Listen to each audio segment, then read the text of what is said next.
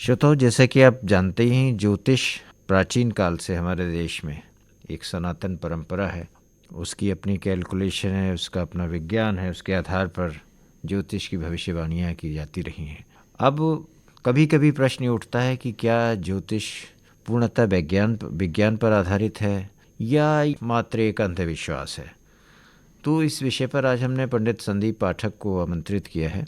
और आप ज्योतिष का ज्ञान रखते हैं, ज्योतिष विज्ञान से बखूबी आप जो है परिचित हैं, और ये हमारे साथ इस चर्चा में भाग लेंगे। पंडित जी, ज्योतिष का वैज्ञानिक सत्य, वैज्ञानिक विश्लेषण क्या है? नमस्कार मिश्रा जी, आज बहुत ही सुंदर विषय आपने चुना है हमारी भारतीय संस्कृति के अनुसार। और हम जिस समाज में रहते हैं, जिस भारतवर्ष में रहते हैं, यहाँ पर सब वेदों के आधार पर है। तो ऋग्वेद में ज्योतिष से संबंधित 30 श्लोक आए हैं, यजुर्वेद में 44 और अथर्ववेद में 162 श्लोक आए हैं। इसलिए सबसे पहले तो ये मानना कि ज्योतिष कोई मनगढ़ंत चर्चा नहीं है, इसका वेदों के अंदर उल्लेख किया गया है। हाँ, लेकिन आज के समय में हम जहाँ देख रहे हैं कि ज्योतिष की एक दुकानें से खुल गई हैं, जिस कारण से लोगों का कुछ इस पर विश्वास नहीं बन पाता। और मैं आपको साथ साथ ये भी बतला दूं कि ज्योतिष विज्ञान साधारण व्यक्तियों के लिए नहीं, राजा महाराजाओं के लिए वास्तु और ये ज्योतिष विज्ञान था, जिससे वो खगोलीय घटनाओं के ऊपर विचार किया करते थे। किस समय हमारे वातावरण के अंदर किस प्रकार से माहौल रहेगा, किस प्रकार से भूकंप घटित होंगे, वर्षा की क्या रूपरेखा रहेगी, स्थिति रहेगी। तो अपने प्रजा का पालन करने के लिए वो ज्योतिष को आधार मानते थे। और वास्तव में वो भविष्यवाणी बड़ी ही सटीक रहती थी। समय के अनुसार ज्योतिष का रूप भिन्न भिन्न प्रकार से बदल भी गया। अब जो एक तो ज्योतिष होता है खगोलीय घटनाओं के लिए, जिसपे पंचांग बनते हैं। सबसे पहला तो बेस है ज्योतिष का पंचांग, जो 5 अंग है: तिथि, वार, योग, नक्षत्र और करण। कि किस तिथि को, जब तक तिथि ही काउंट नहीं होगी, आप इसको मैथ से जोड़, जिसको अच्छा मैथ आता होगा वही इसकी अच्छी कैलकुलेशन कर सकता है। तो तिथि, वार, योग, करण और नक्षत्र का जो मेल है उसे पंचांग कहते हैं। इस पंचांग के अनुसार एक फलित ज्योतिष है, एक अंक ज्योतिष है। जो फलित ज्योतिष है वो सर्वसाधारण के लिए निश्चित किया गया। जैसे किसी के घर में कोई बालक जन्म लेता है, किस नक्षत्र में लेता है, उस नक्षत्र में के बाद क्या लगन है, उस लगन के अनुसार 12 घरों में उसे देखा जाता है कि क्या ग्रह कहाँ बैठे, बच्चा कैसा विद्या अध्ययन करेगा। तो फलित ज्योतिष को भी पढ़ने के लिए एक विशेष प्रकार की विद्या है, जो कि भृगु संहिता, रावण संहिता, इनके अंदर ऋग्वेद में, यजुर्वेद में मान्य है। और अगर हम इसको विज्ञान के अनुसार जोड़ते हैं तो आप देखो, सूर्य ग्रहण आता है। वहीं जहाँ वैज्ञानिक नासा जैसे इतने बड़े बड़े सैटेलाइट लगे हैं, वो भी वही समय निर्धारित करते हैं जो एक पंचांग के अनुसार होता है। तो आप इसे क्या समझेंगे? तो कहने का मतलब यह है कि जो ज्योतिषीय जो गणना है उसका आधार वैज्ञानिक है, और वो कैलकुलेशन जो की जाती है, वो जो गणना की जाती है, और उस गणना के आधार पर जो निष्कर्ष निकल जाता है, चाहे वो तिथि है, चाहे वो अमावस है, चाहे वो पूर्णिमा है, जी जी। उसका निर्धारण होता है। और उसी हिसाब से जो है कालचक्र की जो घटनाएं हैं वो घटित होती हैं। कालचक्र की घटनाएं घटित होती, बिल्कुल ठीक बात है। देखो, इसमें जैसे कि आप जानते हैं कि हम 12 महीने इधर देखते हैं, और 12 महीने जैसे देसी भारतीय संवत्सर, हम इसे संवत्सर से जोड़ते हैं। इस समय संवत 2078 चल रहा है, 2078 संवत चल रहा है, विक्रमी संवत, जिसे राजा विक्रमादित्य जी ने प्रारंभ किया था जी। और एक महीने में 2 पक्ष होते हैं, एक शुक्ल पक्ष, एक कृष्ण पक्ष, और 15-15 तिथियां होती हैं। और शुक्ल पक्ष के बाद जैसे ही हम कृष्ण पक्ष में प्रवेश करते हैं तो चंद्रमा घटने लगता है, और अमावस्या आते तक वो रात काली हो जाती है। जी।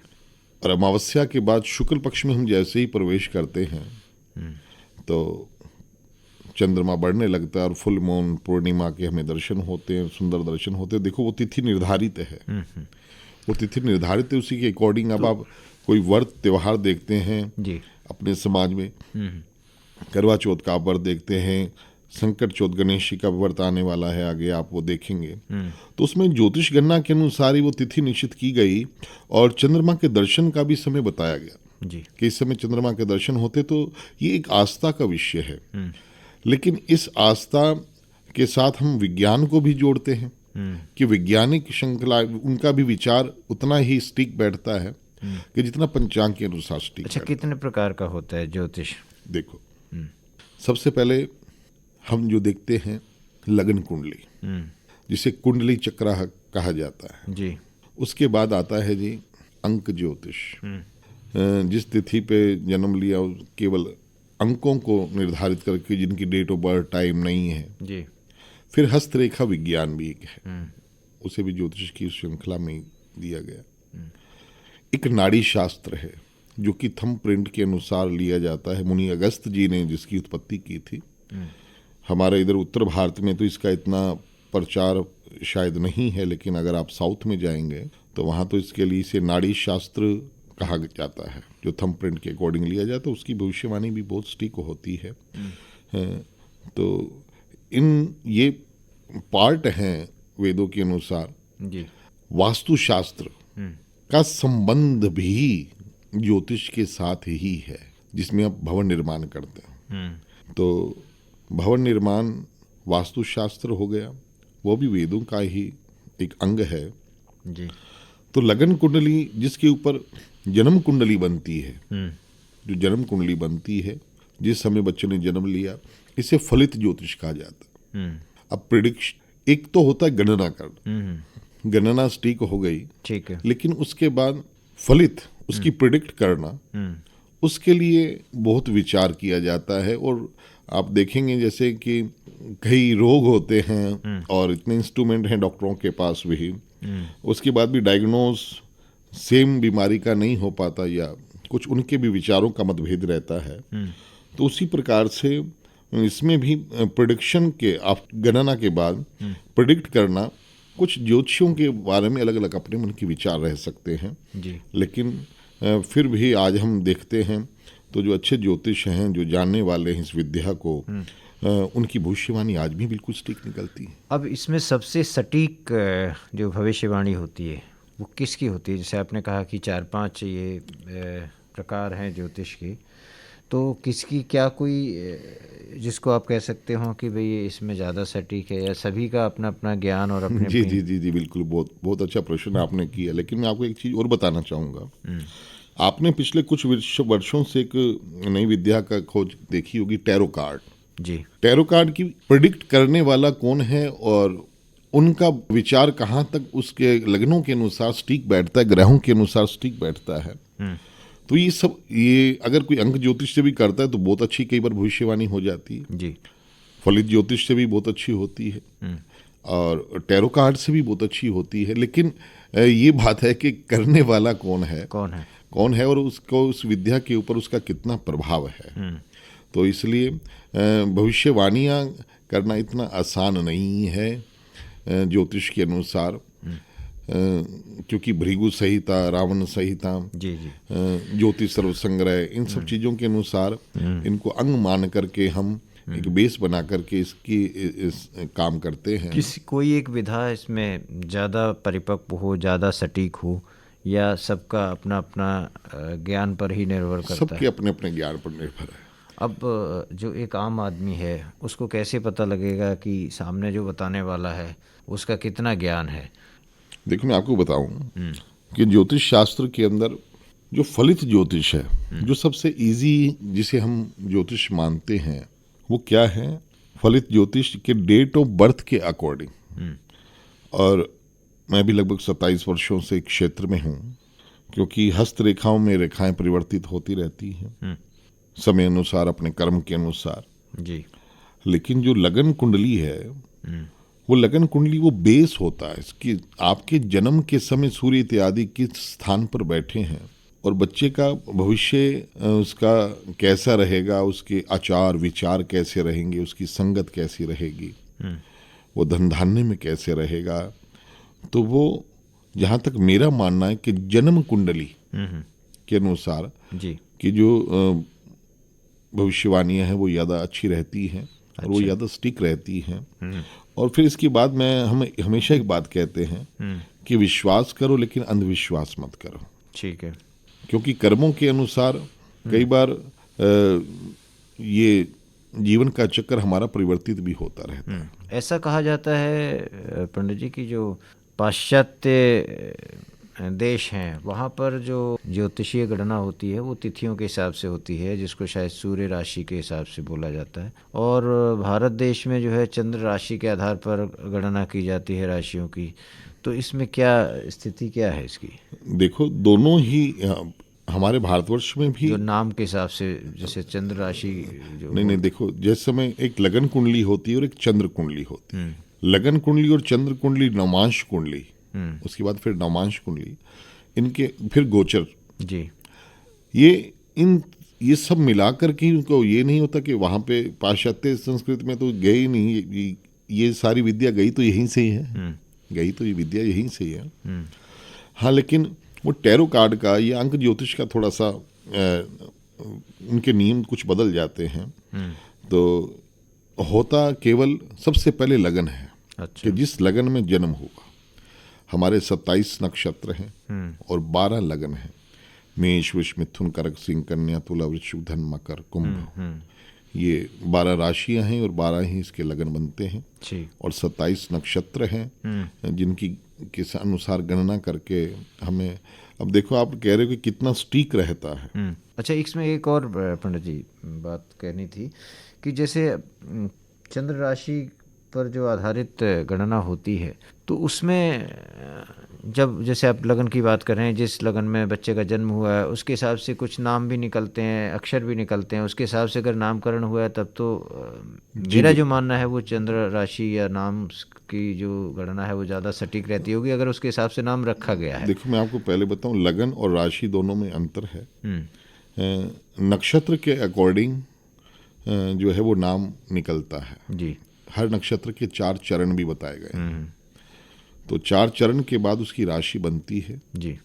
फिर उसका नाम, जो भी वो नाम निकलता है, तो सा है तो कुंभ राशि, फिर उसका स्वामी शनि है जी, उसके अकॉर्डिंग बनता है। और अगर डेट ऑफ बर्थ के अकॉर्डिंग हम बच्चे का नाम रखते हैं तभी वो कुंडली का भी उसके ऊपर प्रभाव है। जो आपके मन में जो बात है, जो आप पूछना चाहते हैं, पहले क्या होता था कि कई बार नाम कुछ भी रख लेते थे, या मैच मेकिंग के समय उसकी बड़ी दिक्कत आती है। जब शादी विवाह के समय दिक्कत आती है कि कुंडली के अनुसार कुंडली तो मिला ली, लेकिन बच्चे का नाम आपने कुछ भी रखा हुआ है जी, और डेट ऑफ बर्थ से नाम वो कुछ और है। और अब विवाह के लिए जब लगन पत्रिका बनानी है तो फिर वो कंफ्यूज हो जाएंगे कि डेट ऑफ बर्थ के अकॉर्डिंग चलें कि प्रसिद्ध नाम के अनुसार चलें जी। तो ये इसलिए कहा जाता है कि जो लगन जन्म के अनुसार, नक्षत्र अनुसार जो नाम आता है, जो चरण बनता है, उसी के अनुसार नाम रखना चाहिए अगर आप इसको मानते हैं। ठीक है। अगर आपका विश्वास है। देखो, ये किसी भी प्रकार से हम किसी को बाधित नहीं कर सकते कि आपको ये मानना है। जो मानते हैं, जो जानते हैं, जो विश्वास करते हैं, तो उनको यही कहा जाता है कि आप एक ही तरफ होकर के चलें ताकि उसके अनुसार प्रेडिक्ट अच्छा हो पाए। एक, क्योंकि ये ज्योतिषीय गणना है और गणना जो की जाती है वो आप कह रहे हैं कि लगन और बहुत सारी जो फैक्टर होते हैं उनको मिला के किया जाता है।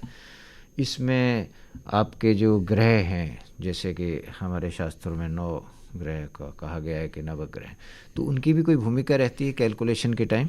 जी जी जी, बिल्कुल। वही तो सबसे पहले लगन निकाला जाता है और 9 के 9 ग्रह हमारे शरीर के, हमारे जीवन के ऊपर पूर्ण प्रभाव करते हैं।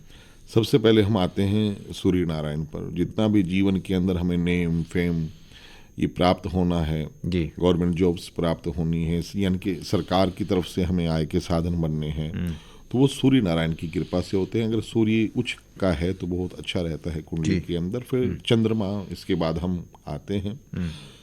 तो जीवन के अंदर कहते हैं कि कॉन्फिडेंस लेवल व्यक्ति का बहुत अच्छा होना चाहिए। अगर चंद्रमा उसका अच्छा है, वो हृदय का स्वामी होता है, दिल का, मन का स्वामी होता है। कहते हैं मन के हारे हारे है और मन के जीते जीत जी। तो इसलिए चंद्रमा का भी पूरा प्रभाव है हमारी कुंडली के अंदर।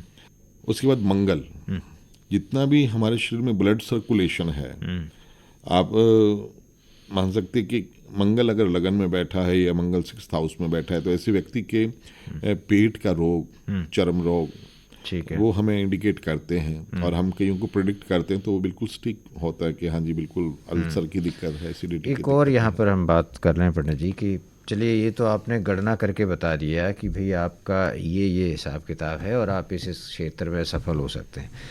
उसके बाद कहा गया है कि कर्म प्रधान विश्व रच राखा, तो व्यक्ति सिर्फ कर्म करना छोड़ दे, ये सोचे कि भाई मेरा तो ये इस तरह का है। ज्योतिष एक स्पॉटिंग चीज है, आपको मैं बताऊं, बहुत अच्छी बात आपने कही।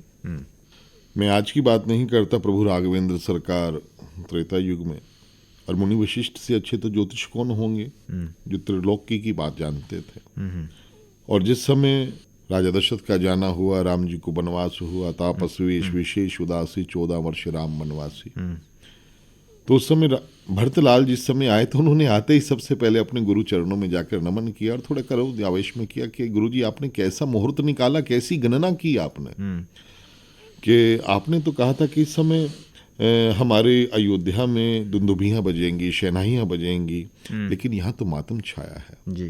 तो उस समय श्री रामचरित मानस में एक दोहा आया जो मुनि वशिष्ठ ने कहा कि सुनऊं भरत भावी प्रबल, बिलख कहूं मुनिनाथ, हानि लाभ जीवन मरण और यश अपयश विधि हाथ, कि 6 चीजें विधाता के हाथ में हैं। हम ज्योतिष को एक इस प्रकार से एक सहारा दे सकते हैं कि देखो ज्योतिष, अगर वर्षा आ रही है तो ज्योतिष में आपको इतनी सलाह मिल सकती है कि वर्षा आनी, आप अपने हाथ में छाता लेके चलो, आपका सिर नहीं भीगेगा लेकिन पाँव पे छींटे आ सकते। जी, तो निष्कर्ष के तौर पर हम कह सकते हैं कि ज्योतिष एक ज्योतिषीय गणना है जो कि जिसके पीछे भी अंक और बहुत सारी चीज़ों को मिला के उसका एक मिलान, एक रूपरेखा तैयार की जाती है, एक प्रेडिक्शन बनाई जाती है जिसका आधार वैज्ञानिक होता है। लेकिन कर्म तो उसके साथ आपको करना ही होगा, बिना कर्म के तो कुछ है ही नहीं। अगर ज्योतिष के अनुसार आपको कह दिया जाए कि आपको राजपाट मिलना है तो अगर वो मिलना है तो ठीक है, लेकिन उसके लिए आपको एक जो प्लेटफॉर्म के ऊपर कर्म करना है वो तो आपको करना ही होगा। तो बहुत शुक्रिया पंडित जी, आप स्टूडियो में आए और आपने बात की। धन्यवाद।